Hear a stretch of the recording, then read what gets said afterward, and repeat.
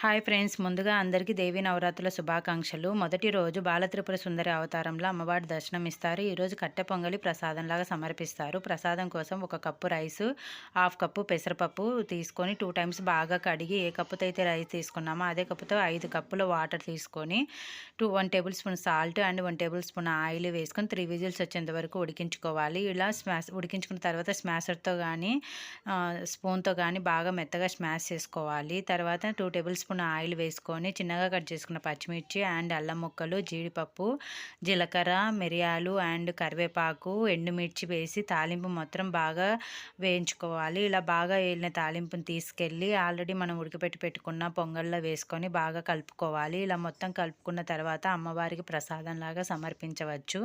So మీకు ఈ video నచ్చినట్టయితే ఫ్రెండ్స్ అండ్ ఫ్యామిలీ మెంబర్స్కి షేర్ చేయండి. అదేవిధంగా ఈ వీడియోని లైక్ చేసి మన ఛానల్ని సబ్స్క్రైబ్ చేసుకోండి ఫ్రెండ్స్.